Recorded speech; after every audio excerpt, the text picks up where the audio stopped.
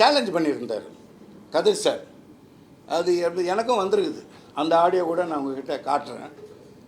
இவ்வளோ பேசுகிறீங்களே நீங்கள், அதாவது என்னென்னா இதில் நல்ல உள்ளே இருக்க சூழ்ச்சியை நீங்கள் புரிஞ்சுக்கணும் சார். எந்த விஷயம் அவங்க என்கிட்ட சொல்ல மாட்டாங்க, சொல்லாத விஷயத்தை என்னை தூண்டி விடுறார்.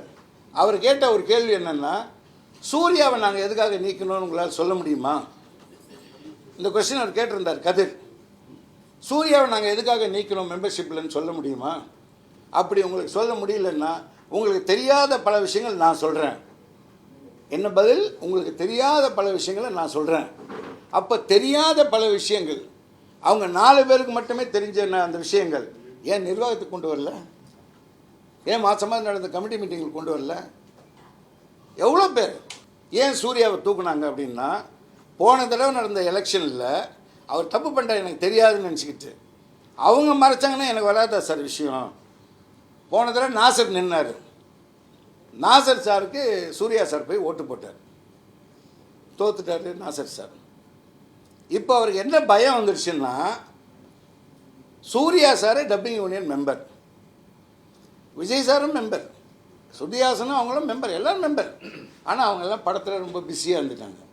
ஆனால் சூர்யா சார் கண்டினியூஸாக இப்போ டப்பிங் பேசிக்கிட்டு இருக்கார். மணிரத்னம் சார் படங்கள், மற்ற படங்கள்லாம் டப்பிங் பேசிக்கிட்டு இருக்கார். இப்போது தென்னிந்திய நடிகர் சங்கத்தில் சூர்யா சாரோட பிரதர் கார்த்திக் சார், அவர் போட்டி போட்டு பொருளாளர் வந்துட்டார். விஷால் செயலாளராக வந்துட்டார். நாசர் சார் தலைவராக வந்துட்டார். இப்போது ஒரே ஒரு யூனியன் டப்பிங் யூனியன் தான். இதில் சூர்யா சார் போட்டி போட்டு அவர் தலைவராக வந்துட்டார்னா நம்ம பதவி போயிடுமோ அப்படிங்கிற ஒரு எண்ணத்தில் சூர்யா சார் சந்தா கட்டலைன்னு தூக்குனாங்க. இப்போ அவங்க சகோதரி கேட்ட அதே கேள்வி கேட்குறேன். இத்தனை பேருக்கு சந்தா கட்டின நீங்கள் ஏன் சூர்யா சார் கட்ட வேண்டியது தானே? ஓகேங்களா? சேர்த்து நடந்த கொரோனா பீரியடில் சூர்யா சார் நிறைய உதவி பண்ணார். அப்போ என்ன பண்ணிட்டாங்க? யோசனை பண்ணி இல்லை இப்போ நீக்கக்கூடாது, மறுபடியும் அவரை உள்ளே சேர்த்துக்கிட்டாங்க. எப்படி சேர்த்தாங்க? கௌரவ உறுப்பினராக சேர்த்தாங்க. நீங்கள் போய் கேட்டு பாருங்கள், கௌரவ உறுப்பினராக சேர்த்தாங்க. அப்போ கௌரவ உறுப்பினராக சேர்த்தா என்ன பெனிஃபிட்னு பார்த்தீங்கன்னா, அவங்களுக்கு அவர் தேர்தலில் போட்டியிடவும் முடியாது, ஓட்டு போடவும் முடியாது. ஓகேங்களா? சொல்லுமா. கண்டிப்பாக சேர்த்துக்குவோம், கண்டிப்பாக அது மட்டும் இல்லை, நான் இவங்க சாந்தா நாங்கள் கட்டுவோம். ஏன் மற்றவங்களுக்குலாம் நீங்கள் கட்டினீங்கல்ல, கட்டி கணக்கு போட்டு காமிச்சிங்க, அது எங்கே போச்சுன்னு தான் நான் கேட்டுட்ருக்கேன். நாங்கள் கட்டுவோம். இப்போ தெலுங்கு மொழி டப்பிங்கெல்லாம் இப்போ ஹைதராபாத் போயிடுச்சு. இங்கே தெலுங்கு ஒர்க்கு நடக்கிறது கிடையாது.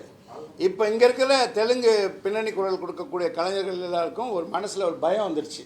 நம்ம கார்டு வாங்கிட்டோம், எல்லா ஒர்க்கும் ஹைதராபாத் போயிடுச்சு, இங்கே என்ன பண்ணுறதுன்னு ஒரு யோசனையில் இருக்காங்க. அவங்களுக்கெல்லாம் எங்கள் வெற்றி அணி சார்பாக நாங்கள் என்ன சொல்கிறோன்னா, நாங்கள் ஒரு சில ப்ராஜெக்ட் பண்ணுறோம், ஒரு சில பெரிய பெரிய விஷயங்கள் எல்லாம். அந்த ஒர்க்குகள் எல்லாமே இங்கே தான் நடக்கும். இங்கே நடக்கிற அந்த ஒர்க்கில் அனைத்து தெலுங்கு பின்னணி குரல் கொடுக்கக்கூடிய கலைஞர்களுக்கு வேலை வாய்ப்பு பரவலாக சுழற்சி முறையில் கொடுக்கப்படும். செய்திகளை உடனுக்குடனும் துல்லியமாகவும் தெரிந்து கொள்ள சப்ஸ்கிரைப் பண்ணுங்க.